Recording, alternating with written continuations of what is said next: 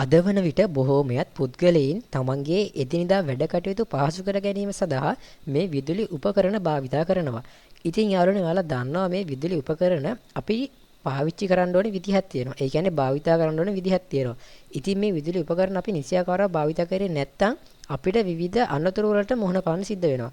ඉතින් අද වීඩියෝ එකෙන් අරන් ඇවිල්ලා තියෙන්නේ අන්නේ එදිනෙදා ජීවිතේ අපිට සිද්ධ වෙන දේ විදුලි අනතුරු සහ ඒවා වළක්වා ගන්න ආකාරය අද වීඩියෝ එකෙන් කතා කරනවා.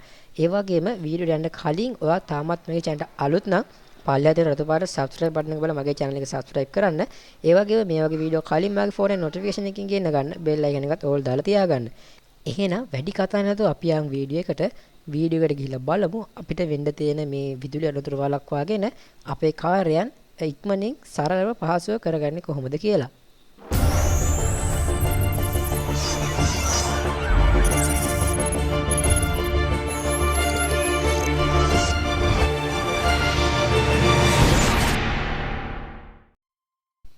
ගොඩක් දෙනෙක් කරන ලොකුම වැරද්ද තමයි මෙන්න මේක. හැමෝම වයර් එකක් අපි විදුලියට සම්බන්ධ කරලා පස්සේ නැවත එම ඉස්සරහට ඇවිල්ලා ඒක ගලවන්න තියෙන කම්මැලිකමට අපි අය කරන්නේ වයර් එක දුර ඉඳන්ම අදින්න උත්සාහ කරනවා. ඉතින් යාළුවනේ මේකෙන් අපේ මේ විදුලියට සම්බන්ධ කරන ස්ථානයෙන් වයර් එක පළුදු වීමක් සිද්ධ වෙනවා. ඉතින් අපි නැවතත් එම උපකරණයම විදුලියට සම්බන්ධ කරන්න යද්දී අපිට විදුලි සැරවැදිලා අනතුරක් වෙන්න පුළුවන්. ඉතින් අද ඉඳන් පුරුදු වෙමු අන්න ඒ විදිහට දුර ඉඳන් වයර් එකක් අදින්න නැතුව ඒ වයර් එක එතනින් ගලවලා ඉවත් කරගන්න. ඉතින් දෙවෙනි අවස්ථාවේදී අපි කතා කරමු මෙන්න මේ වගේ වාහනයකට තමන් ගමන් කරන ඕනෑම වාහනයකට හිතන්න විදුලි රැහනක් කඩාගෙන වැටුණා කියලා. හැබැයි ඔයා වාහනේ බිමට බැස්සොත් අනිවාර්යෙන් ඔයාලට විදුලි සැරවැදිලා මිය යනවා. ඒ වගේ අවස්ථාවක යාළුවනේ අපි කරන්න ඕනේ වාහනේ එළියේ ඉන්න. ඒ කියන්නේ එළියේ ඉන්න ඕනෑම පුද්ගලයෙකුට දුරකථන නැතුමක් හෝ තමන්ට පුළුවන් ආකාරයකින් කතා කරලා උදව් ඉල්ලලා මෙන්න මේ වෙන්න තියෙන අනතුරෙන් බේරෙන එක.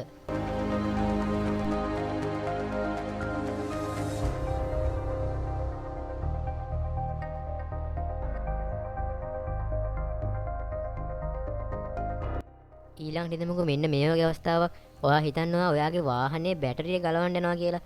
ඉතින් යාළුවනේ ඔයාලා දන්නවා මේ වාහනයක බැටරිය මේකේ තියෙනවා ධන ඍණ කියලා වයර් දෙකක්. මේකේ ඍණ වයර් එක හැම වෙලෙම වාහනයට නිතරම සම්බන්ධ වෙලා තියෙන්නේ. ඉතින් ඔයා හිතන්න දැන් ඔයා ගලවන්න යන්නේ ධන වයර් එක කියලා.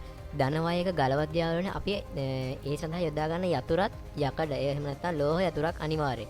ඉතින් මේ ලෝහ යතුර ඔයාගේ බැටරි එකේ ධනාග්‍රයට සම්බන්ධ කරලා ගැලවීමට උත්සාහ කරද්දී හිතන්න වාහනේ තියෙන කොහේ හරි ලෝහ කැවල්ලක යතුර ස්පර්ශනා කියලා. ඉතින් ඔයා මේ වගේ වැඩක් කරන්න කලින් අනිවාර්යයෙන්ම හිතලා බලන්න ඕනේ තමන් කොහොමද මේකෙන් ආරක්ෂා වෙලා මේ වැඩේ පරිස්සමට කරගන්නේ කියලා. ඉතින් යාළුවනේ ඊළඟ අවස්ථාවේදී අපි කතා කරමු හිතන්න මෙන්න මේ වගේ පුද්ගලයෙකුට විදුලි සැර වැදිලා ඉන්නවා කියලා. ඉතින් ඔයා එකපාරටම ගිහිල්ලා මේ පුද්ගලයා අතින් අල්ලන්න ගියොත් අනිවාර්යෙන් ඔයාලට විදුලි සැර වදිනවා. ඒ හින්දා අපි අනිවාර්යයෙන්ම කරන්න ඕනේ විදුලිය හා සම්බන්ධ වෙලා තියෙන ප්‍රධාන ස්විච් එක ඉස්සෙල්ලම ඕෆ් කරලා දාන්න ඕනේ. ඒ ස්විච් එක ඕෆ් කරලා දාලා අපිට පුළුවන් මේ විදුලි සැර වදිච්ච රෝගියාව එම ස්ථානයෙන් ඉවත් කරගන්න කටයුතු කරන්න.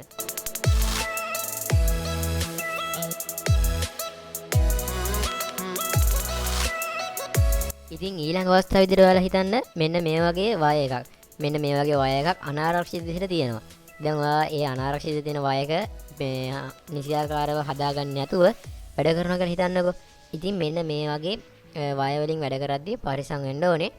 ඉතින් ඒ වගේම මේ වගේ බිත්තියක් අපි සිදුරු කරගද්දී අපි දැනගන්න ඕනේ මේ බිත්තිය එහා පැත්තේ වයර්ස් තියනවාද කියලා. මොකද බිත්තියක් ඇතුලේ මේ වයර් යන හින්දා හදිසියෙව මෙන්න මේ වගේ ග්‍රිල් මැෂින් එකකින් විදිද්දි වයර් එකක් අහු වුණොත් අනිවාර්යෙන් අපිට විදුලි සැර වදින්න පුළුවන්. ඒ හින්දා සැලකිලිමත් වෙන්න ඕනි. මෙන්න මේ වගේ වැඩක් කරන කලින් මේ බිත්තිය අභ්‍යන්තරයේ වයර් තියනවාද ඒවා තියෙනවා නම් ඒවා බේරලා වැඩ කරගන්න හැටි තමන් දැනගෙන ඉන්න ඕනේ.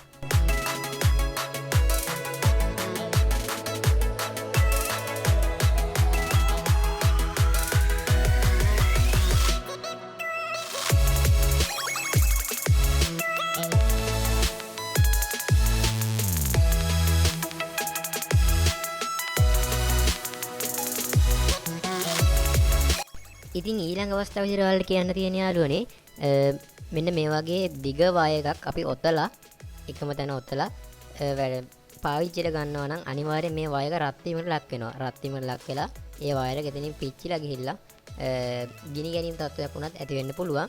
ඒ හින්දා යාළුවනේ අනිවාර්යෙන් ඔයාලා මෙන්න මේ වගේ වැඩක් කරනවා නම් මෙන්න මේ වගේ වයර් එකක් එක දිගට ඔතලා තියන්නේ නැතුව ඔයාලට පුළුවන් මෙන්න මේ වයර් එක පිළිවෙලකට බිම දාලා ඔයාගේ වැඩ කටයුතු කරගන්න.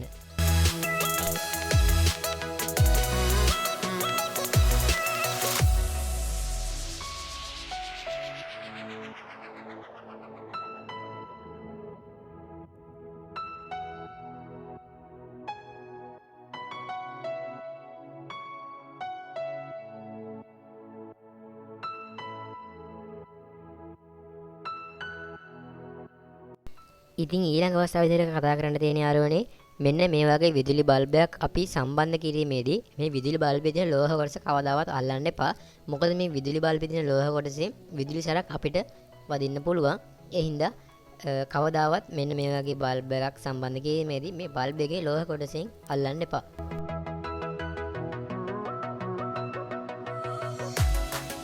ඉතින් යාළුවනේ ඊළඟට අපිට කතා කරන්න තියෙන්නේ අපි ඕනෑම කාර්යයක් කිරීමේදී ඉතාමත් සැලකිලිමත්ව ඒ කාර්ය කරන්න ඕනේ. ඉතින් මේ වීඩියෝ කොටසින් ඔයාලට දර්ශනය වෙන්න යන්නේ එක අනිවාර්යයෙන්ම අපි යම්කිසි ඕනෑ වැඩක් කරද්දී ඒ කාර්යය පිළිබඳ මන අවබෝධයකින් සිදු කරගන්න ඕනේ. නැත්නම් අපිට විවිධ අනතුරු වලට මුහුණ පාන්න සිද්ධ වෙනවා.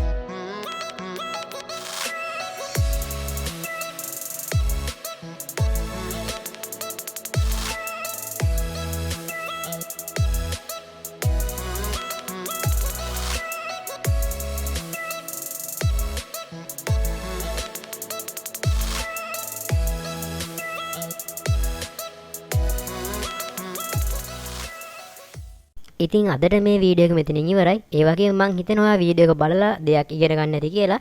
ඒ වගේම වීඩියෝ එකේ අදහස පල්ලෙහෙන් කමෙන්ට් කරන්න. වීඩියෝ එක හොඳයි නම් වීඩියෝ ලයික් එකක් දාලා යාළුවන්ටත් බලන්න ෂෙයා කරන්න. එහෙනම් යාළුවනේ අදට ගිහින් එන්නම් ඔයාලා ඔක්කොටම සුබ දවසක්.